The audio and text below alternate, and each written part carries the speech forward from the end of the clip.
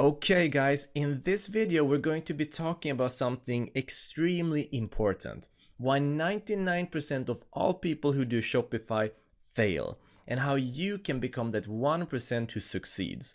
Now pay close attention to this video. This is a deal breaker. This is make it or break it, and these are the most important tips that we have found from our experience and from seeing other people doing Shopify. Get these right, stay consistent, and you will succeed. So let's get started. Problem number 1, people going to generic. Now, people aren't going to be buying everyday items from you. Now, no one is going to watch your ad and buy toothpaste. No one is going to be watching your ad or your website and buy toilet paper. And same thing goes with all of these other products, like, for example, a watch. There's a lot of stores who are selling watches. They need a reason to buy your watch. And that's why we're going to sub-niche it. So we're going to make sure that the products we pick are special, so they have a reason to shop at your Shopify. Let me show you exactly what I mean. So here we are at AliExpress, and let me use the example of a watch once again.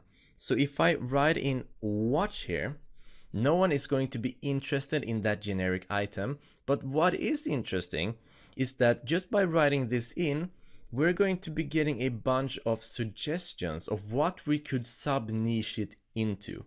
What I recommend you do is write whatever product that you're interested in and then write a letter on that. So for example, I have written watch and then I write a W. So as we can see, there are a couple of suggestions popping up here.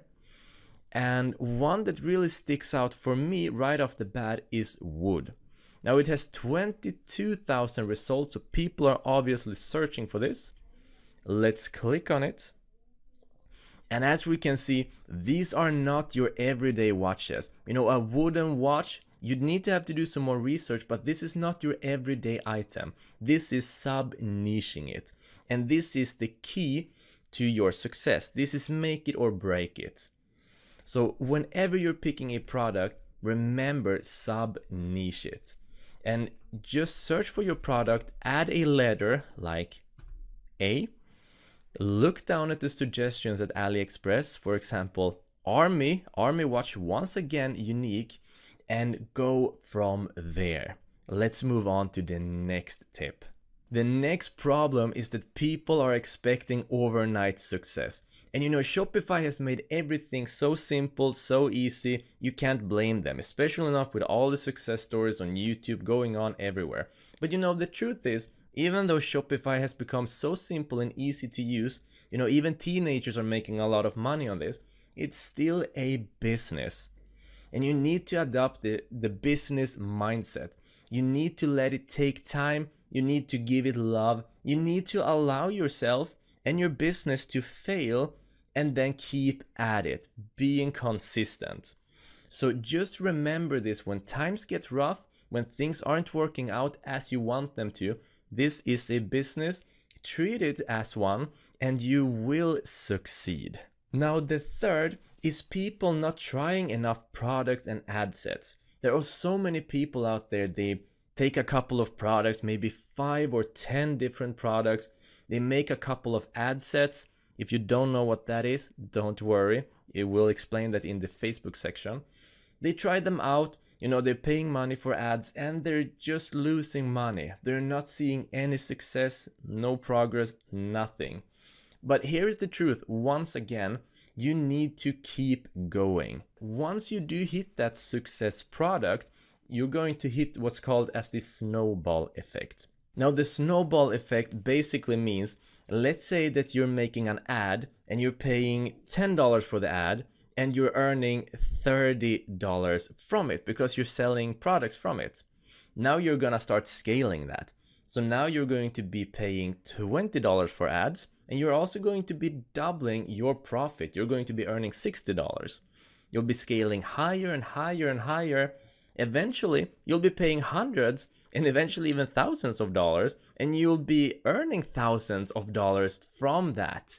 And that is the snowball effect. And once you have one ad doing that, You start searching for the next one, and then the next product, and more and more and more, and you start getting this snowball effect where it just keeps rolling. It gets bigger and bigger. But remember, you need to allow yourself to fail, allow yourself to spend some time on products. It doesn't work, try the next one. Same with ad sets. This is a business, guys. And then it's with your focus. Now, this is the best plan that we have found for people starting out in Shopify, and to this day, even ourselves. So 20% needs to be spent on the store creation and optimizing. If people trust your store, if it looks good, if it gives them a great feeling, they're going to trust you. Chances of them converting, meaning buying your product, much higher. But once again, it's going to be useless if you don't have products to add to the store. So you need to keep adding products, keep trying different ads for them to see if they are going to be working. And then finally, 50%, it means half of your time at least, going to marketing and advertising. By far, the majority of your traffic are going to be coming from marketing and advertising. That's where you need to spend your time. That's where the results come from. So to go over these, 20% on store creation and optimizing. These are your base. Get those right and you can just keep rolling. 30% to find products, add to the store. Make sure that they're working. If they aren't working, try new products. This is how you progress. And then finally, marketing and advertising. This is the make it or break it section. If you get really good at this, if they trust your store, that's where you start making the money. That's where you start seeing the results.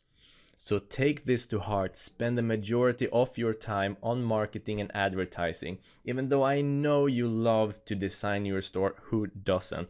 But that's where the results are. And then final tip, but this is such an important tip. And trust me, this is where most people lose it. It's not me, it's you. It's not about me. People think that their passion will make them a millionaire.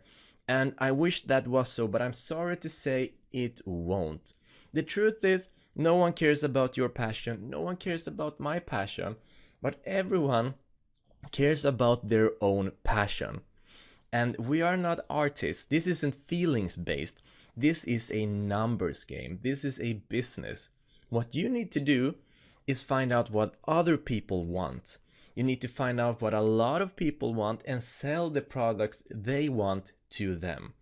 And you know, I have a lot of passions. I'm sure you have a lot of passions. Maybe you love football, skiing, certain clothes, certain food, whatever.